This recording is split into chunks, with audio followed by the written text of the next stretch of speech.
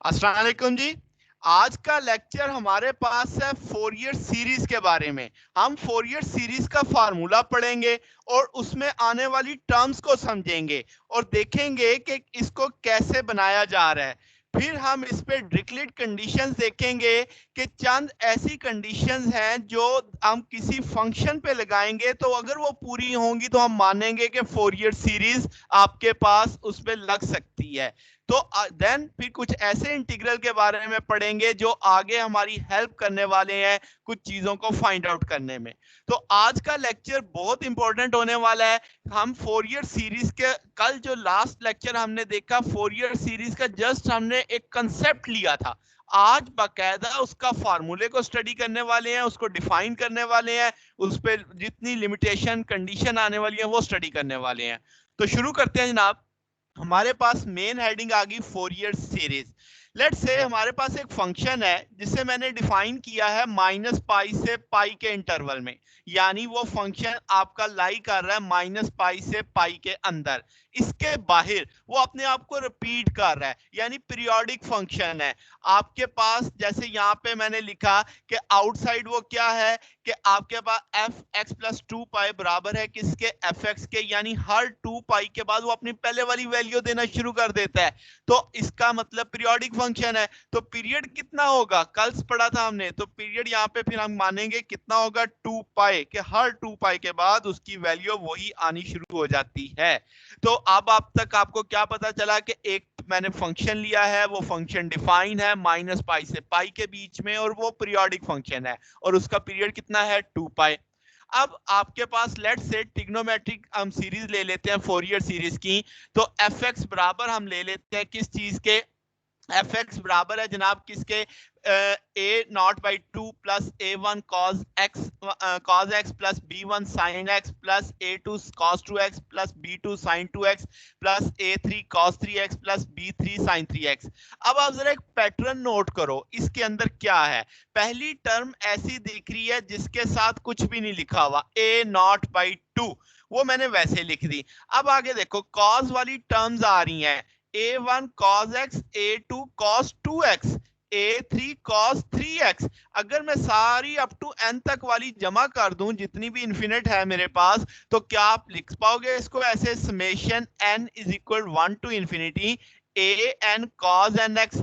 Same इसी सोच पे क्या आप बी एन एक्स को भी देख सकते हैं कि b1 sin x, b2 sin 2x, b3 sin 3x। तो इसका ना सारे साइन वाले फंक्शंस भी अगर आप ऐड करते तो क्या लिखते कि summation n is equal 1 to infinity B n sine n x के तौर पे। तो अब ये जो अब आपके पास फंक्शन के आ रही है सीरीज को, अब आपने इस सारे को नाम दिया हुआ है फोरियर सीरीज का फार्मूला। ठीक होगी बात। अब आपको इसमें दो अलग अलग पैटर्न दिखाई दे रहे हैं। पहला जो हिस्सा है इसमें a नॉट बाई 2 के साथ कोई ट्रिग्नोमेट्रिक वैल्यू नहीं है। देन आगे आपके पास एक सारा फंक्शन कॉस का है, एक सारा फंक्शन साइन का है। कॉस वाले का कोफिशिएंट है an, साइन वाले का कोफिशिएंट है bn। तो अब आप इनको जो आपके पास आए हैं इनको जरा समझते कि ये है क्या। अब आपके पास जनाब ये जो a1 a2 a3 an लिखा, b1 b2 b3 bn, इनके कांस्टेंट हैं। इनको क्या नाम दिया जाता है, फोरियर कोफिशिएंट्स का नाम दिया जाता है। ठीक है, ये क्या बताते हैं, ये मुझे उस फंक्शन की प्रोजेक्शन यानी एम्पलीट्यूड समझा रहे होते हैं। यानी कल हमने क्या पढ़ा कि आपको एक खौफनाक किस्म का एक पीरियोडिक सा फंक्शन दिया जाएगा, आप उसे डिकम्पोज करोगे, स्प्लिट करोगे साइन और कोसाइंस की टर्म में। अब वो साइन का जो एम्पलीट्यूड है, कोसाइन का जो एम्पलीट्यूड है, वो आपने जाहिर करना है किससे, a1 a2 a3 से। यहाँ पे अब आपके पास जो चीज समझनी है कि ये जो अब आपके पास है a1 a2 a3 an b1 b2 b3 ये कांस्टेंट है। ठीक है, और इन्हें क्या नाम दिया गया, फोरियर कोफिशिएंट। और ये आपको क्या बता रहे हैं, प्रोजेक्शन बता रहे हैं। और प्रोजेक्शन से मुराद क्या लेनी है, एम्पलीट्यूड, साइन और कोसाइन टर्म का एम्पलीट्यूड समझा रहे हैं। अब एक चीज और भी है, इनके नाम भी हैं, वो भी हम आगे देखते हैं। तो इसका मतलब अब एक पीरियोडिक फंक्शन को आपने फोरियर सीरीज में समझाया। एक पीरियोडिक फंक्शन जो 2 पाई के साथ रिपीट कर रहा था, आपने उसे कैसे लिख दिया? आपने उसे लिख दिया fx बराबर है किसके? a naught by 2 plus summation n is equal 1 to infinity a n cos nx plus summation n is equal 1 to infinity b n sin nx। अब ये चीज आपको पक्की याद हो जानी चाहिए, ठीक होगी बात। अब यहाँ पे कुछ जो चीजें हैं वो जरा समझते हैं। ये जो a नॉट वाली टर्म है, इसको हम नाम देते हैं कि ये डीसी कंपोनेंट है। तो ये जो ग्रीन कलर में अब आपको नजर आ रहा है, that is called AC component. तो इसका मतलब अब जो मेरी सीरीज आई, इसके मैंने नाम रख दिए। जो आपका कांस्टेंट टर्म ए नॉट थी, वो क्या कहलाती है? DC component. यानी जिस ऐसी टर्म जिसके साथ कोई साइन और कोसाइन नहीं लिखा हुआ था, वो आपकी डीसी कंपोनेंट है। फिर जो आगे आपके पास जिसमें साइन और कोसाइन मेंशन हो रहे हैं, that is called AC component. ठीक होगी बात। अब अगली जो चीज समझनी है कि आपके पास जो फंडामेंटल फ्रीक्वेंसी है, वो आप A1 और A2 से आप A1 B1 से आपको मालूम पड़ेंगी। अब इससे मुराद क्या है? कल भी हमने देखा कि जब आप फंक्शन को किसी को तोड़ते हो तो साइन और कोसाइन की जो टर्म बनती है, जैसे जैसे फ्रीक्वेंसी बढ़ती जाती है, वो फ्रीक्वेंसी आपकी इंटीग्रल मल्टीपल होती है फंडामेंटल का। यानी अगर आपकी पहली फंडामेंटल फ्रीक्वेंसी 5 आई है, तो नेक्स्ट 10 होगी, उससे नेक्स्ट 15 होगी, उससे नेक्स्ट आपके पास 20 होगी, यानी इंटीग्रल मल्टीपल चलेगी। तो आपके पास ये वाली जो फंडामेंटल फ्रीक्वेंसी है, वो आपको कौन सी टर्म बताने वाली है? A1 और B1। समझ आ गई बात? यानी अगर आपको A1 पता लग गया, B1 पता लग गया, तो आने वाली टर्म्स की फ्रीक्वेंसी बताना कोई मुश्किल काम नहीं होगा। अब इसका मतलब ये हुआ कि जो रिमेनिंग टर्म है A2 A3 B2 B3, वो क्या है? वो कंपोनेंट ऑफ हार्मोनिक है, यानी first harmonic, second harmonic, third harmonic का नाम आ जाएगा। जैसे आप यहाँ पे देखो कि आपको बताया जा रहा है कि A1 ये वाली जो टर्म है, ये आपका फर्स्ट हार्मोनिक कहलाएगी, जिसे मैंने फंडामेंटल का नाम दिया। फिर आपके पास नो अगली टर्म है, that is called second harmonic. उससे लास्ट वाली टर्म को हम क्या नाम दे देंगे? nth harmonic. यानी n इज एनी नंबर। आप तो n इज इक्वल 1 से इंफिनिटी चल रहे हो ना, आप किसी भी नंबर का लिए जब ये टर्म देखोगे तो that is called nth harmonic. Okay होगी बात। तो अब आपके पास आपको समझ आ रही है कि जो हमने फार्मूला बनाया, उसको अभी हम स्टडी कर रहे हैं कि उसके दो हिस्से हैं, एक हिस्सा डीसी, एक हिस्सा एसी। अब जो एसी हिस्सा है, उसको हम स्टडी कर रहे हैं कि उसके अंदर जो टर्म्स बनेंगी, एन की जो जो वैल्यू रखोगे वो हार्मोनिक कहलाएगा। तो फिर हमने क्या पढ़ा कि जो आपका A1 और B1 वाला फैक्टर होगा, वो फंडामेंटल आपका होगा। नेक्स्ट A2 B2 जो भी जितने भी नेक्स्ट वाले फैक्टर आएंगे, वो अगले हार्मोनिक्स कहलाएंगे उसके। अब इसमें एक और चीज भी बढ़िया है, मैं कि जब आप कोई सीरीज बनाओगे, जरूरी नहीं कि उसमें सारे हार्मोनिक्स प्रेजेंट भी हो, मिसिंग भी हो सकते हैं। ये भी हम देखेंगे आगे चल के कि कौन कौन से प्रेजेंट हो सकते हैं, कौन कौन से मिसिंग हो सकते हैं। तो ये आने वाले लेक्चर्स में हमारे पास ये चीजें आएंगी। फिर जो अब जो समझ आई बात हमें कि आपके पास हर टर्म आगे चल रही है 2 पाई, क्योंकि वो फंक्शन रिपीट कर रहा है। तो इसका मतलब ये हुआ कि आपके ये सारे कोफिशिएंट सीरीज को कन्वर्ज कर देंगे ओवर द पीरियड ऑफ 2 पाई। यानी आप सारी टर्म्स को वापस ऐड करो तो आपको एक वही फंक्शन मिल जाएगा जो आपने लेके चले थे। कन्वर्ज हो जाएंगे सारे के सारे, क्योंकि ये अपने आप को रिपीट कर रहे हैं। ओके होगी बात जनाब।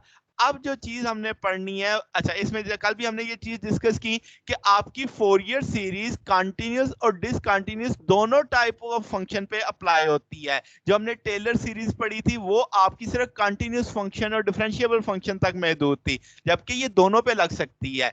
अब आपके पास जो अगली चीज है बहुत इंपॉर्टेंट है, that is called Dirichlet conditions for Fourier series. अब ये है क्या, पहले तो ये समझना है। जब फोरियर ने अपनी सीरीज दी ना हीट के ऊपर, तो उस वक्त वो इतनी सक्सेसफुल नहीं हुई थी। फिर एक जर्मन साइंटिस्ट है डिरिचलेट, उन्होंने कुछ कंडीशंस बना के कहा कि अब फोरियर सीरीज हर जगह पे आप देख सकते हैं, यानी आप हर पीरियोडिक फंक्शन पे आप इसे लगा सकते हैं। तो वो कंडीशंस क्या है? बहुत अहम बात है। तो आपके पास ये सफिशिएंट कंडीशन है, नेसेसरी कंडीशन नहीं है। मतलब क्या कि ये जरूरी नहीं कि लाजमी पूरी हो। अगर ये कंडीशन पूरी नहीं भी होती, तब भी आपके फंक्शन पे फोरियर लग जाती है, मगर 99.99% ये कंडीशंस पूरी हो रही होती हैं। अब ये है क्या, हम एक कैसा फंक्शन सोचते हैं जो रियल वैल्यू वाला हो, जो कंटिन्यूस हो, जो पीरियोडिक हो। तो आपको फंक्शन की तीन बातें समझ आ गई। यानी आपके पास ये तो पीरियोडिक मेंशन कर रहा है कि आपके पास 2 पाई का पीरियड है, जैसे हमने देखने के लिए कि आया उस पे फोरियर लगती है या नहीं लगती, मगर मैं जैसे मैंने पहले कहा दिया कि 99.9% ये कंडीशंस पूरी हो जाती हैं। अब आपके पास क्या है जनाब, लेट्स एक फंक्शन है जो इंटरवल किसमें है, -पाई से पाई के इंटरवल में, जैसे मैंने पहले आपसे कहा। अब इस इंटरवल के अंदर उस फंक्शन की सिंगल वैल्यू होनी चाहिए। मतलब क्या, जैसे मैं अगर कहूं एक फंक्शन है स्क्वायर रूट 25, अब अगर आप इसको सॉल्व करो तो +5 -5 इसका जवाब आएगा। यानी कितनी वैल्यूज आ गई, 2 वैल्यूज आ गई। तो जनाब ऐसा फंक्शन नहीं चाहिए, हमें कैसा चाहिए, जिसकी सिंगल वैल्यू हो। बात समझ आ रही है? यानी आप उस फंक्शन से सिंगल वैल्यू हासिल करो, ऐसा फंक्शन रिक्वायर्ड है। और ये बाउंड होगा। बाउंडेड से मुराद क्या है भाई, ये -पाई के पाई के इंटरवल के अंदर होगा। फिर अगली चीज क्या है कि इस इंटरवल के अंदर इसके पास फाइनाइट मैक्सिमा और मिनिमा होंगे। जैसे आप इस केस में देख रहे हैं, -पाई के और पाई के अंदर एक मैक्सिमा दिख रहा है, एक मिनिमा दिख रहा है। यानी कि मिनिमम है, आप काउंट कर सकते हैं, 2 हो सकते हैं, 3 हो सकते हैं, 4 हो सकते हैं, यानी इनफाइनाइट वाला सीन नहीं है। फाइनाइट मैक्सिमा और मिनिमा होंगे। फिर अगली चीज क्या है, it has a finite number of discontinuous. ये अब जरा थोड़ी समझने वाली बात है कि आप यहाँ पे कंटिन्यूस का मतलब क्या समझ आता है कि जब आप फंक्शन बनाए तो आपको कलम ना उठाना पड़े।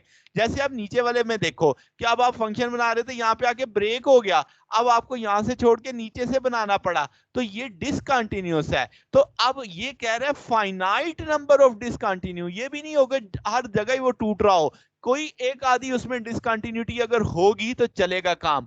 ठीक होगी बात। अब एक चीज और समझने वाली है कि ये जैसे मैंने कहा ये पीरियोडिक है, अपने आप को रिपीट कर रहा है 2 पाई के बाद। तो अब अगर ये जैसे मेरे पास फोरियर सीरीज का फार्मूला मैंने लगा दिया, अब ये चीज जरा समझे इस बात का मतलब क्या है कि एक फंक्शन है जो पीरियोडिक है और आपके पास फोरियर सीरीज का ये फार्मूला है, वो उसे कन्वर्ज करेगा कहां पे, जब p approaches to infinity for all value of x, f(x) is continuous. मतलब जरा समझो देसी जुबान में क्या मतलब इस बात का, कि जब f(x) कंटिन्यूअस होगा तो जब आप इस फंक्शन को जो सीरीज आएगी उसे कन्वर्ज करोगे इस सीरीज को, तो वो आपके पास यही बनती चली जाएगा आपके पास। यानी उस सीरीज को जब आप कंबाइन करोगे तो ऐसा ही फंक्शन हासिल होना शुरू हो जाएगा आपके पास। मगर जब आपके पास डिसकंटिन्यूटी होगी, फिर आप कहां तक, वो कहां पे कन्वर्ज करेगा, वो उस पॉइंट पे कन्वर्ज करेगा जो अब आप देखो f(x) + 0 + f(x) - 0 का 1/2, यानी मीन वैल्यू ली है आपने। तो आप देखो आपको ऊपर वाली वैल्यू प्लस में दिख रही है, नीचे वाली वैल्यू नेगेटिव में दिख रही है। अगर आप इनको ऐड करके 2 से डिवाइड कर देते तो क्या मीन वैल्यू नहीं आती? तो डिसकंटिन्यू फंक्शन होगा तो पूरी सीरीज उस जगह पे कन्वर्ज होगी जो उसकी मीन वैल्यू होगी, जिसे मैंने यहाँ पे रेड कलर में स्पॉट किया हुआ है। यानी ये रेड कलर का जो स्पॉट है ये पूरे फंक्शन को इस पॉइंट पे कन्वर्ज कर देगा। ठीक होगी बात, जिसे हम कहेंगे at point of discontinuity. Okay होगी बात, समझ आ गई? यानी अगर सीरीज आपका फंक्शन कंटिन्यूस है तो वो पूरे आपकी जो सीरीज चल रही है, जो आपकी सीक्वेंस लाइन चल रही है, उस पर कन्वर्ज करेगा। जबकि अगर फंक्शन आपका डिसकंटिन्यूस है तो उस पॉइंट पे कन्वर्ज करेगा जो दोनों की मीन वैल्यू बनेगी डिसकंटिन्यू पॉइंट की। तो ये आपके पास डिरिचलेट कंडीशंस थी। मैं फिर बताता हूं कि ये आपकी सफिशिएंट कंडीशन है, नेसेसरी कंडीशन नहीं है कि आपके पास सिंगल वैल्यू होना चाहिए, finite number of maxima minima और फाइनाइट नंबर ऑफ डिसकंटिन्यूसी होने चाहिए। ठीक होगी बात? तो ये शर्तें पूरी होनी होंगी तो हम कह देंगे फोरियर अप्लाई कर सकते हैं आप इसके ऊपर। ठीक है जनाब, अब आगे चलते हैं। अब आगे हमारे पास कुछ ऐसे इंटीग्रल हैं जो मुझे सॉल्व करने हैं, तो वो आगे हम इनकी डायरेक्ट वैल्यू इस्तेमाल करेंगे। मगर अभी हमें पता तो होना ये आए कैसे।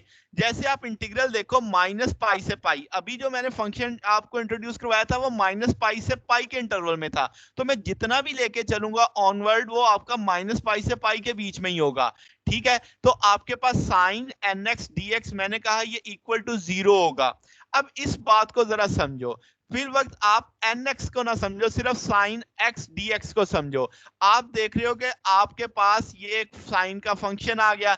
आप ओवर द पीरियड, आपका जो पीरियड है माइनस पाई से पाई तक है, तो आप एरिया निकालना चाहते हो फंक्शन का। तो आप देखो कि आपके पास जितना पॉजिटिव एरिया है उतना ही नेगेटिव एरिया है। आप सम करोगे तो जवाब जीरो आ जाएगा। ओवर द पीरियड साइन आपके पास इस वैल्यू, इसका जवाब क्या आ जाएगा? जीरो आ जाएगा। तो इसका मतलब अगर आप साइन 2x कर देते हो तो अब क्या मतलब, अब आप देखो कि मैंने t उतना ही रखा मगर मैंने यहाँ पे 2x का मतलब डबल आपके पास कर दी, फ्रीक्वेंसी डबल हो गई। अब आपका पास जो टाइम पीरियड है वो कम हो गया। टाइम पीरियड तो वो कहते हैं ना मिनिमम पास जो आप एक करते हैं, रिपीट करते हैं। तो अब इसका ये जो टाइम पीरियड है ये फंडामेंटल पीरियड नहीं है, ये मल्टीपल टाइम पीरियड है हमारे ओरिजिनल वाले का, सेकंड हार्मोनिक आ गया ना। तो अब आपके पास सिचुएशन तो वही है कि आप ओवर द पीरियड आप इसका क्या निकालना चाहते हो? एरिया निकालना चाहते हो। तो जितने पॉजिटिव एरिया आएंगे उतने नेगेटिव एरिया आएंगे, तो जवाब जीरो हो जाएगा। So on. सो थर्ड के लिए भी आप यही सोच सकते हो। तो n तक के लिए यही मामला चलेगा। तो साइन nx dx बराबर लेंगे किस चीज के? जीरो के। ओके हो गया। ये बात आगे हमने काफी जगहों पे वैल्यू लगानी है। तो sine nx dx over the limits आपके माइनस पाई से पाई कितना है? जीरो है। सेम सिचुएशन आप सोच सकते हैं कॉस के लिए। अच्छा, अब इसमें एक चीज सोचो, अगर कॉस आपके पास क्या आ जाए? n जीरो नहीं है। n जीरो नहीं है तो इसका मतलब cos x dx, cos x dx, cos 2x dx वगैरह में यही होगा। बस वो जो वेव शेप होगी वो कोसाइन की आ जाएगी, उसमें भी जितना पॉजिटिव एरिया होगा उतना ही नेगेटिव एरिया होगा, जवाब जीरो आएगा। मगर अगर आपके पास n जीरो हो जाए तो यहाँ पे तो अब cos आपका जीरो हो गया, वन हो जाए, सिर्फ dx बचेगा। तो dx पे जब आप कंडीशन लगाएंगे तो 2 पाई आ जाएगा। तो ये अभी एक सिचुएशन है हमारे पास कि अगर n जीरो हो जाए, वो आगे चल के न्यूमेरिकल्स पे हम देखेंगे उसको। तो अब आपके पास क्या है जनाब कि n जीरो नहीं है। जहां पे भी n जीरो नहीं है तो आपके पास उसका जवाब क्या आएगा? जीरो आएगा। ओके हो गया। याद रखिएगा cos nx dx बराबर है जीरो के जब n जीरो नहीं है। अब अगली चीजें अब जरा समझने वाली हैं। Sine nx cos mx dx is equal to zero. पहले अलग अलग देखे, अब मिला के देख रहे हैं। यहाँ पे n और m क्या है? इंटीजर है। मैंने पहले से लिख दिया कि इसका जवाब जीरो है। अब मैं बताता हूँ वो जीरो आता कैसे है। अगर आप इसमें यहाँ पे इस आपकी जो लेफ्ट साइड है इसको ले लें और 2 से मल्टीप्लाई कर दें और 2 से डिवाइड कर दें, ये बन जाएगा 2 साइन nx cos mx। क्या मैं इसे लिख सकता हूँ sine n plus m x plus sine n minus m x into d x? अगर मैं इंटीग्रल अलग अलग कर दूं तो क्या आप जरा सोचो, n प्लस m क्या इंटीजर है? तो जवाब भी इंटीजर ही आएगा ना। यहाँ पे भी तो n इंटीजर ही था, इसके आगे मैंने लिखा होगा। तो यहाँ पे भी तो n आपके पास इंटीजर ही था ना। तो इसका मतलब यहाँ पे जवाब आपका इंटीजर में ही आएगा। तो क्या ये कंडीशन नहीं बन गई एक तरह से? तो ये जीरो होना चाहिए जिसे मैंने बॉक्स में डाला है। और इसी तरीके से n माइनस m, अगर आपके पास लेट से कि ये भी तो एक इंटीजर में ही आएगा, तो आपके पास ये जवाब भी जीरो हो जाएगा। अगर कोई कहे कि n और m बराबर नहीं है तो यानी ये वो सिचुएशन, अगर कोई कहे n और m बराबर है तो तब भी साइन जीरो हो जाएगा। साइन जीरो हो गया तो तब भी आपके पास जवाब वही आ जाएगा कि जीरो के तौर पे आ जाएगा। तो पूरा फंक्शन ही वो जीरो कर देगा। तो आपके पास दोनों सूरतों में चाहे n m के बराबर हो चाहे n m के बराबर ना हो, दोनों हालतों में इसका जवाब कितना आना है? जीरो आना है। ये बात समझ आ गई आपको कि आपके पास जब ये sine nx cos mx dx और माइनस पाई से पाई यानी ओवर द पीरियड आप इसका इंटीग्रल उठा रहे हो तो इसका जवाब क्या आएगा? जीरो आएगा। वो कैसे जीरो आया वो मैंने समझा दिया। 2 से मल्टीप्लाई किया, डिवाइड किया, साइन की ट्रिग्नोमेट्रिक आइडेंटिटी लग गई आपके पास। Sine n plus m x आ गया, sine n minus m x आ गया, दोनों का इंटीग्रल अलग अलग कर दिया। यहाँ पे भी आपके पास n प्लस m एक इंटीजर का रोल प्ले कर रहा था, n माइनस m भी इंटीजर का रोल प्ले कर रहा था। दोनों सूरतों में जवाब जीरो आ जाएगा, इसलिए मैंने जीरो लिखा था। अब अगली चीज पे चलते हैं कि अगर साइन nx और साइन mx आए, यहाँ पे साइन और कॉस का कंसेप्ट था, अब दोनों ही साइन आ गए आपके पास, तो इसमें दो सिचुएशन अराइज होंगी। एक जवाब पाई आ सकता है अगर n और m बराबर होंगे, और जवाब जीरो आ सकता है अगर n और m बराबर नहीं है। अब ये तो आपके क्वेश्चन पे डिपेंड करेगा ना, आपने देखना है वहां से। अगर n और m बराबर ना हुए तो sine n x sine m x d x integral minus pi से पाई, जवाब क्या आ जाएगा 0, और अगर बराबर हुए तो जवाब आएगा पाई। कैसे, अब वो जरा समझते हैं। तो लेट्स से आपके पास जो लेफ्ट हैंड साइड है वो मैंने ली, उसको 2 से मल्टीप्लाई किया, 2 से डिवाइड किया। अब आपके पास 2 sine n x sine m x आ जाएगा। आपने उसे कॉस की टर्म में ओपन कर दिया, cos n minus m x minus cos n plus m x d x आ जाएगा। अब दोनों के इंटीग्रल अलग अलग कर दो। आप जानते हो कॉस एन एक्स तो डी एक्स 0 के बराबर होता है, तो इसका मतलब ये वाला फैक्टर तो अब आपका n प्लस एम, जवाब तो इंटीजर ही आना है ना, चाहे वो बराबर हो या ना बराबर हो, तो आपके पास वो जवाब इंटीजर में ही आएगा, क्योंकि बीच में प्लस का सिंबल है। तो इसका मतलब ये रेड मैंने किया ही इसीलिए कि वो 0 हो जाएगा। अब बच गया सिर्फ ये ब्लू वाला। इस ब्लू वाले को लेके मैं नीचे आ गया। अगर n और m बराबर होते तो ये 0 हो जाता है, cos 0 1 हो जाता है, dx बचता है। तो आपके पास जब आप लेते तो 2 पाई बचता है, 2 2 से कट जाता है, पाई आ जाता है कंडीशन लगाने के बाद। ठीक है, इसका मतलब जब n m के बराबर होगा तो जवाब पाई आ रहा है। अगर n m के बराबर नहीं होता तो इसका मतलब कोई ना कोई इंटीजर ही इसका जवाब आता, और वो इसको सेटिस्फाई करता है कि अगर इंटीजर आ गया तो जवाब 0 है। तो इसका मतलब अब आपको हासिल हो गई बात कि ये जो फंक्शन है कॉस वाला, ये पाई आंसर देगा अगर आपके पास एन एम के बराबर होगा, और 0 आंसर देगा अगर एन एम के बराबर नहीं होगा। तो यही चीज अब इसके से इसी के एक्सपेंशन थी, तो इसका यही जवाब इसका मान जाएगा कि आपके पास sine n x sine m x d x का इंटीग्रल माइनस पाई से पाई, पाई आंसर देगा अगर n और m बराबर होंगे। अगर n और m बराबर नहीं है तो जवाब 0 होगा। अब आगे चलते हैं, आगे हम लेके चलते हैं जनाब के दोनों फंक्शन अब आपने ले लिए हैं किसके, कॉस के। तो इसमें से अब आपके पास कॉस nx और कॉस mx के तौर पे आपने ले लिया इसे। ठीक है जनाब, पहले मैंने लिया था साइन और कॉस को, फिर दोनों साइन के फंक्शन, अब दोनों कॉस के फंक्शन। अगेन मैंने लिखा कि इसका जवाब भी पाई आएगा अगर n और m बराबर होंगे, इसका जवाब भी 0 आएगा अगर n और m बराबर नहीं होंगे। कैसे वो समझते हैं, आपने लेफ्ट हैंड साइड ली, 2 से मल्टीप्लाई किया, डिवाइड किया, अगेन आपने उसको cos n minus m x plus, पहले वो नेगेटिव के साथ आ रहा था, प्लस के साथ आ गया, cos n plus m x d x आ जाएगा। दोनों के इंटीग्रल अलग अलग कर दिए, 1/2 दोनों से मल्टीप्लाई कर देगा। अब आपके पास इस वाली चीज को देखो तो ये इंटीजर ही आएगा आपके पास, तो वो अगर इंटीग्रल आएगा तो वो तो जवाब 0 ही आना है आपके पास। ठीक है, अब बाकी फिर बच गया ये ब्लू वाला फैक्टर, इसको अगेन मैंने लेके गया, cos 0 करता तो अगेन आपके पास जवाब पाई में ही आ जाता। आप समझ चुके हैं, तो n बराबर है किसके, m के। तो इसका मतलब अगर आपके पास n और m बराबर ना होते तो कोई इंटीग्रल आता, इंटीग्रल आता तो जवाब 0 हो जाता। तो पाई आंसर कब आया, जब n और m बराबर थे। 0 आंसर कब आएगा, जब आपके पास n और m बराबर नहीं है। तो ये जनाब आपके पास चंद एक इंटीग्रल थे जिनकी वैल्यूज आने वाले लेक्चर्स के अंदर मुझे इस्तेमाल करनी है। तो यहाँ पे मैंने 5 इस्तेमाल किए हैं, आपको पता लग गया। अगर मैं इनको रिवाइज करवाऊं तो आपने क्या पढ़ा कि sine n x d x minus pi से पाई कितना होगा 0, cos nx dx minus pi से पाई कितना होगा 0, sin nx cos mx dx minus pi से पाई कितना होगा 0।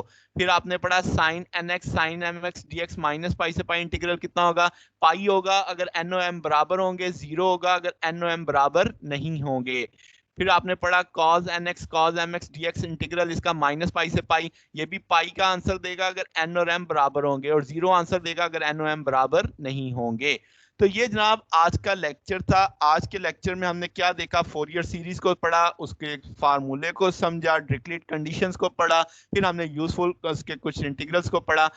एक सीक्वेंस अब हमें समझ आना शुरू हो रहा है कि आपके पास फोरियर फार्मूला। अब इसमें अगला हमारा टास्क क्या है कि इसके अंदर जो कांस्टेंट आए थे, Fourier constant a0 a1 an कह लो या bn कह लो, उसको फिर आप इंफिनिटी तक एक्सपैंड कर सकते हो, उनकी वैल्यूज मालूम करना। अगर मुझे उनकी वैल्यूज मालूम होगी तो उनमें से कुछ वैल्यू 0 आएंगी, तो इसका मतलब वो टर्म्स नहीं होंगी। जो अगली जो टर्म्स बचेंगी इसका मतलब वो टर्म्स प्रेजेंट होंगी। तो आने वाले लेक्चर्स में हम यही समझने वाले हैं कि a0 की वैल्यू कैसे मालूम करेंगे, an और bn की वैल्यू कैसे मालूम करेंगे। तो आज तक के लिए इतना ही, बाकी इंशाल्लाह फिर नेक्स्ट देखेंगे। अगर आपको कोई क्वेश्चन हो, कोई क्यूरी हो तो नीचे कमेंट्स में पूछ सकते हैं। वीडियो अच्छी लगी हो तो वीडियो को लाइक कीजिएगा, दोस्तों के साथ शेयर कीजिएगा, चैनल को भी सब्सक्राइब कर दीजिएगा। अब तक के लिए इतना ही, बाकी इंशाल्लाह फिर नेक्स्ट देखेंगे। ओके, अल्लाह हाफ़िज़।